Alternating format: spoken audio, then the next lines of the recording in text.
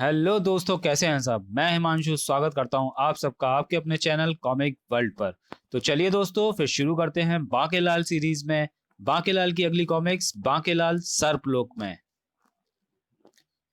बांकेलाल, ये तो सांपों की बाम्बियां हैं।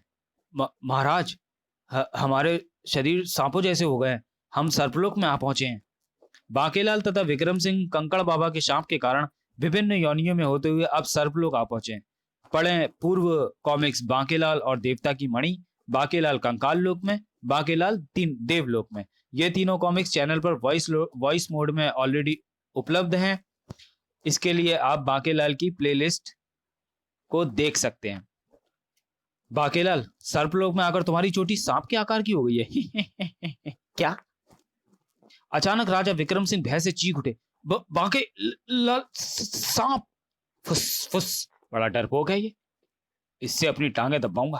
आजकल सरपड़ी मायके गई हुई है। महाराज, अब हमें सांपों से भयभीत होने की क्या आवश्यकता है। ये देखिए। फुस! बाप रे, ये दूसरा वाला तो बड़ा भयंकर है। भाग ले बेटा कतलू। देखा महाराज, कैसे दम दबाकर भागा।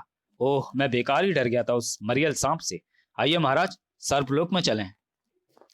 सांपों को देखकर तो मेरी नानी बचपन से ही मरती रही है। क्या पता था कि एक दिन खुद भी सांप बनूंगा।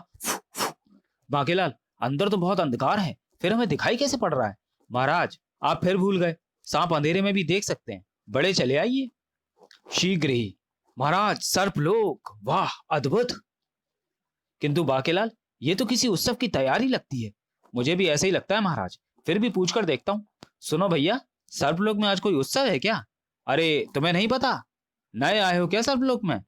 खैर, फिर भी बता देता हूँ। सर्पलोक में कल मूछ प्रतियोगिता होने जा रही है, जिसमें सर्प देशों के एक से बढ़कर एक भयानक व फुर्तीले मुच्छड़ भाग लेंगे। मेरी तो मूछें ही नहीं है। कल तक उगाई तो मैं भी ले लूंगा मूछ प्रतियोगिता में भाग। बेचारा।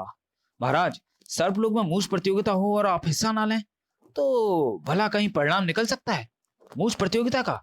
ठीक है बाकेलाल, तब तो हम दोनों ही इस मूछ प्रतियोगिता में हिस्सा लेंगे। मैं भी। ठीक है महाराज, अब आप कह रहे हैं तो फिर भला मैं कहाँ इनकार कर सकता हूँ। ये तो मैं भी फंस गया बेटा बाकेलाल। अगर मूछ प्रतियोगिता में तुझे इनाम नहीं मिला तो बड़ी बेइज्जती होगी। राजा विक्रम सिंह, ये तूने क्या किया? अगर पुरस्कार तुझे ना मिला तो तेरी मूछें हमेशा के लिए नीची हो जाएंगी। अगले दिन सर्पलोक के क्रीड़ा स्थल पर आयोजन हुआ मूछ प्रतियोगिता का, जिसके निर्णायक थे सर्पलोक के सर्प सम्राट महाराज अमर विषपुरी। हे भोले शंकर, मेरी मूछों की लाज रखना। हे प्रभु, विक्रम सिंह की मूछें नीची मत होने देना। मैं ही जीतूंगा, मेरी मूछें है सबसे लंबी।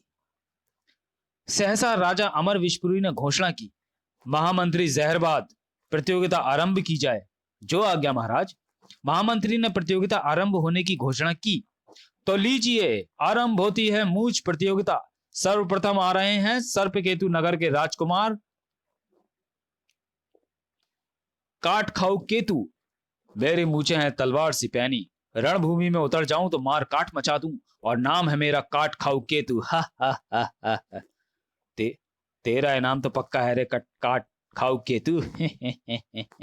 वाह, सचमुच तलवार जैसी धार दिखती है इसकी मूछों में। पुरस्कार इसे ही मिलेगा। दूसरा तो आने दो। तभी गूंज उठा एक भयानक अट्टहास और मंच पर पहुंचा। मेरा नाम है फू फाक। मेरी मूछें ही मेरे वस्त्र हैं। वाह, सच ही इसको वस्त्रों की आवश्यकता नहीं है। अब आया मंच पर नागलोक का एक अजीबोगरीब प्राणी। है। अरे महामंत्री जहरबाद, ये कौन है? महाराज, ये है नागलोक का पूंछ पछाड़। घनी मूछों के कारण ये ठीक से बोल भी नहीं पाता। वाह वाह, पूंछ पछाड़ ही जीतेगा पुरस्कार।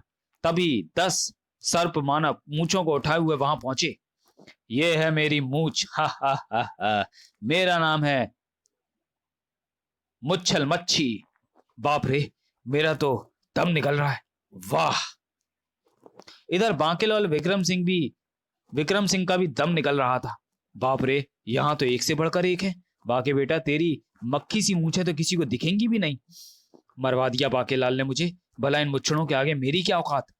और महाराज, ये हैं सर्पलोक के ही बांकेलाल। अगर मैं बेशरम ना होता तो कब का चुल्लू भर पानी में डूबकर मर गया होता। बुरा हो इस मुच्छड़ विक्रम सिंह का। और बाकीलाल की मूंछों पर निगाहें पड़ते ही दर्शकों का हंसी के मारे हो गया बुरा हाल। देखो भाई देखो, इस बाकीलाल की मूंछें देखो। मूंछ प्रतियोगिता में हिस्सा लेने आया ये सीकंडी। इसे तो बोड़ी प्रतियोगिता में हिस्सा लेना चाहिए था। तुम सबको देख लूंगा। और अंत में अब आपके सामने आ रहे हैं विक्रम सिंह। महाराज की जय हो। महाराज मेरा प्रणाम स्वीकार करें। गुस्ताखी क्षमा हो महाराज, आप सर्वलोक के सम्राट हैं। भला आपसे बड़ी व ऊंची मूछें और किसकी हो सकती हैं। वाह, प्रतियोगिता के अंत में निकला परिणाम। हमें प्रसन्नता है कि मूछ प्रतियोगिता में एक से बढ़कर एक मुच्छड़ प्रतियोगियों ने हिस्सा लिया और हमने जिसे विजेता चुना है वे हैं विक्रम सिंह। मैं क्या? मगर महाराज मेरी मूछें तो दूसरे प्रतियोगियों की अपेक्षा बहुत छोटी हैं। विक्रम सिंह, तुम्हारी मूछें छोटी अवश्य हैं, किंतु उनमें दूसरों के लिए सम्मान की भावना छिपी है, इसलिए असली विजेता तुम ही हो। राजा अमर विशपुरी का निर्णय सुनते ही चारों ओर हर्ष की लहर फैल गई। महाराज अमर विशपुरी जिंदाबाद। मूछ सम्राट विक्रम सिंह। ये विक्रम सिंह तो बैठे बिठाए मूछ सम्राट बन बैठा। बेटा बाके, तेरी चाल तो पड़ गई उल्टी। मैं आज ही अपनी मूछ सफाचट कर लूंगा। विक्रम सिंह को मूछ सम्राट का पुरस्कार दिया गया। महाराज अगर बाकेलाल मुझे मूछ प्रतियोगिता में शामिल होने को ना कहता तो शायद ये सम्मान मुझे कभी ना मिलता। ओह, तब फिर हम बाकेलाल को भी शाही हज्जाम का दर्जा देते हैं। वाह महाराज, इससे बढ़िया बात और क्या हो सकती है। क्या? तुझे भी देख लूंगा राजा अमर विशपुरी, और तेरे सर्पलोक को भी। इसी के साथ उत्सव का समापन हुआ। तब पेश किया गया राजा अमर विशपुरी के दोनों विशेष अतिथियों को दूध। जी भरकर पीजिए दूध। आहा, दूध दूध देखकर तो मुझे भी भूख लगाई है। फुस, फुस। किंतु जैसे ही बाकेलाल और विक्रम सिंह दूध पीने के लिए झुके, खड़ाक! ओ ये क्या? अरे! गूंज उठा एक बेहद बेहद भयानक हंसी का स्वर। हा हा हा हा हा हा हा।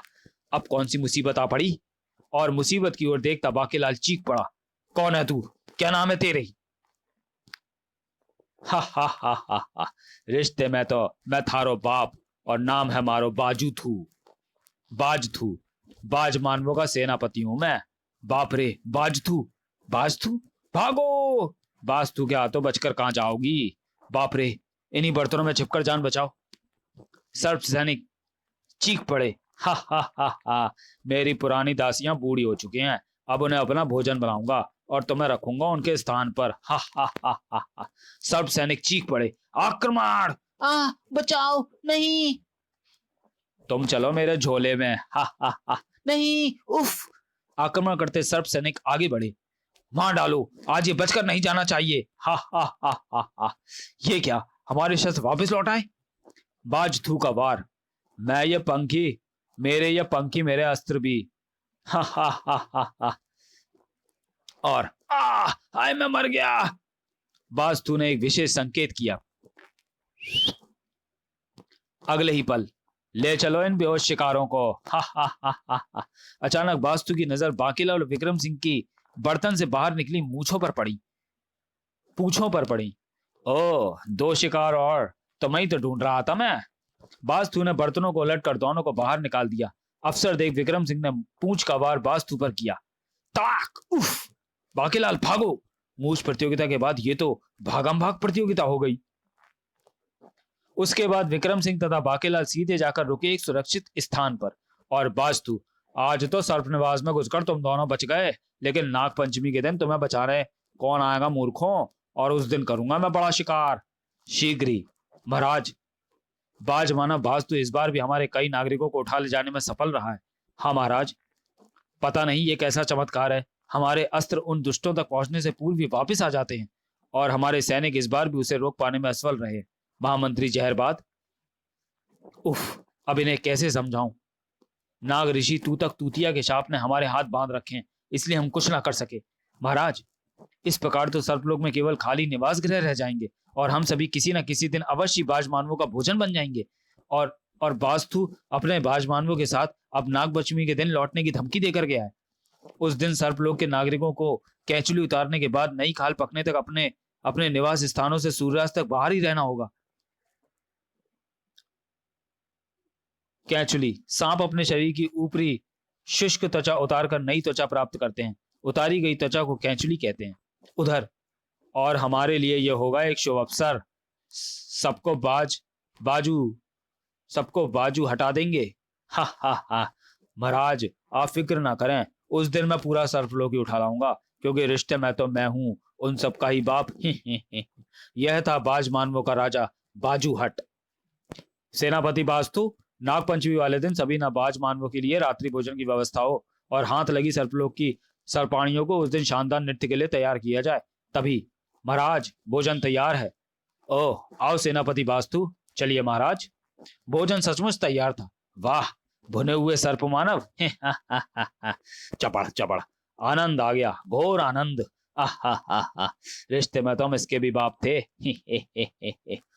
उधर विक्रम सिंह और बाकीलाल। बाकीलाल, चलो, तुम्हें महाराज ने याद किया है।